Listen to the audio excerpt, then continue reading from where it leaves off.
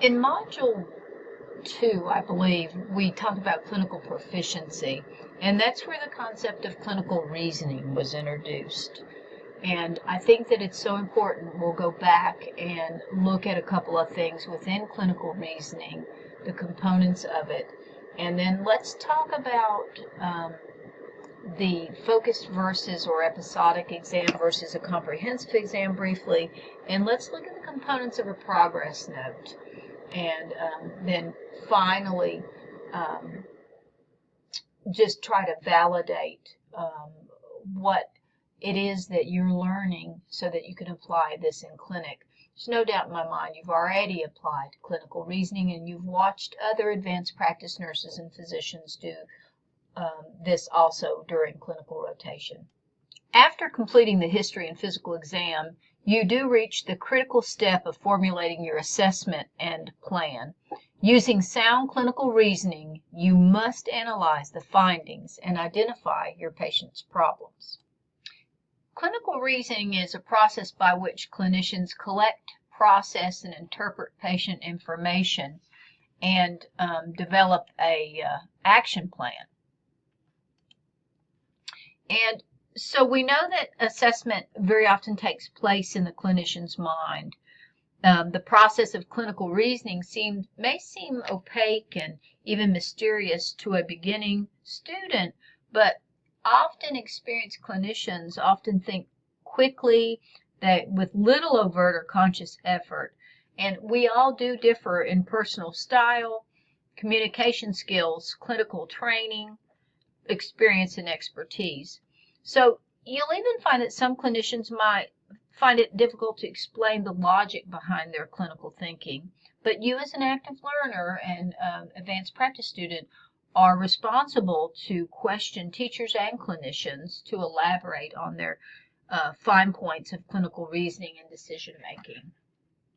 Let's look at the steps for identifying problems and making diagnoses.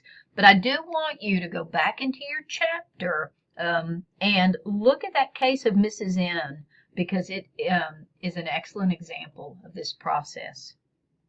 Okay, and you're asking yourself, what explains this patient's concerns, and what are the findings, problems, and diagnoses? So the first step is to identify the abnormal findings. You're going to localize those findings anatomically, and then cluster clinical findings, search for a probable cause of the findings, and cluster that clinical data. Then you are to generate a hypothesis about the causes of the patient's problems. Then finally, you'll test the hypothesis and establish a working diagnosis. We'll look at a couple of these steps a little more closely. Clustering the clinical findings is often challenging to decide if the clinical data fit to one problem or several problems. And you can actually formulate a relatively long list of symptoms and signs and potentially a long explanation for their symptomology. So one approach is to tease out separate clusters of observation and analyze one cluster at a time. For instance, the patient's age. So it may help to think about it in these terms. Younger adults are more likely to have a single disease, where older adults have multiple comorbidities. The timing of symptoms is often useful. So, for example, an episodic sore throat 6 weeks ago is probably unrelated to fever and chills and pleuritic chest pain and a cough that prompted the office visit today. The next thing to look at is involvement of different body systems. That might help you group clinical data. If symptoms and signs occur in a single system, one disease may explain them. But problems in different, apparently unrelated symptoms often require more than one explanation. The next consideration is multi-system conditions. With experience, you're going to become increasingly adept at recognizing multi-system conditions and building a plausible explanation that links manifestations that are seemingly unrelated. So to explain a cough, hemoptysis, and weight loss in a 60-year-old plumber, who smoked cigarettes for 40 years, you'd rank lung cancer high in your differential diagnoses.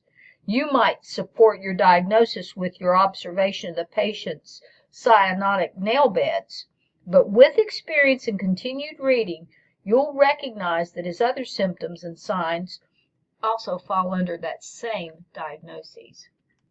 You'll also want to ask a series of key questions that may steer your thinking in one direction and allow you to temporarily ignore others. For example, you may ask what produces and relieves the patient's chest pain. If the answer is exercise and rest, you can focus on cardiovascular and musculoskeletal and set the GI symptom aside. I want us to look at the step about generating a clinical hypothesis.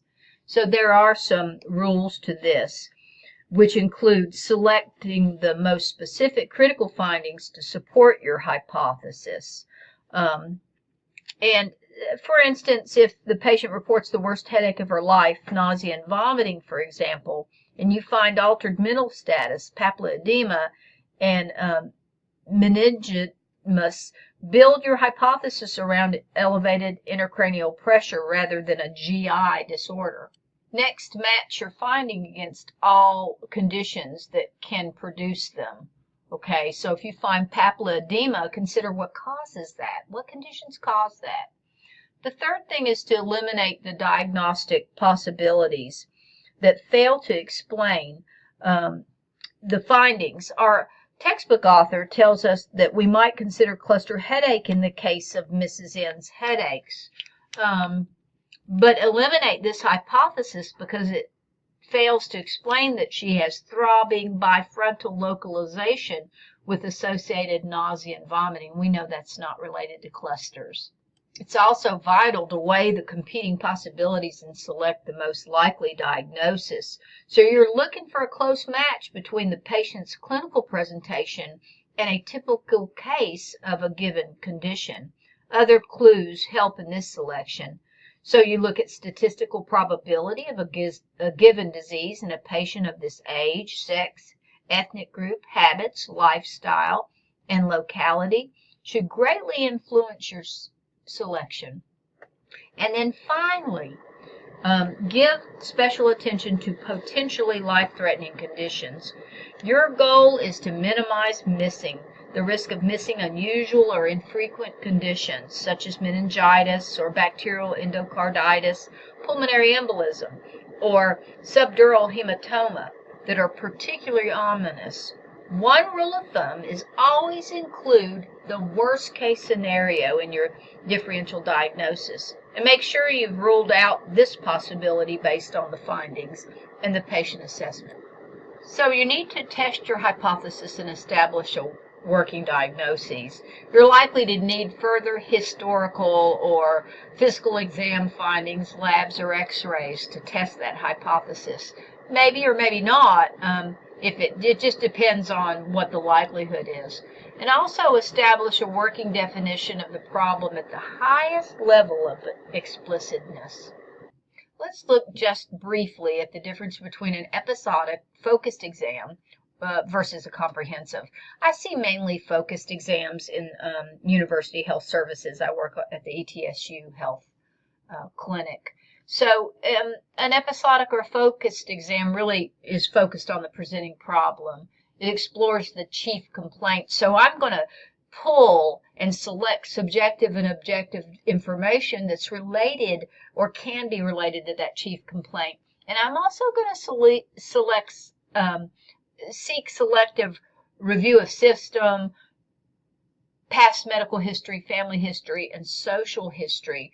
If they come in for a sore throat, I'm probably not going to ask about their toes, which is conversely different than the comprehensive exam, which seeks to develop a complete subjective and objective database.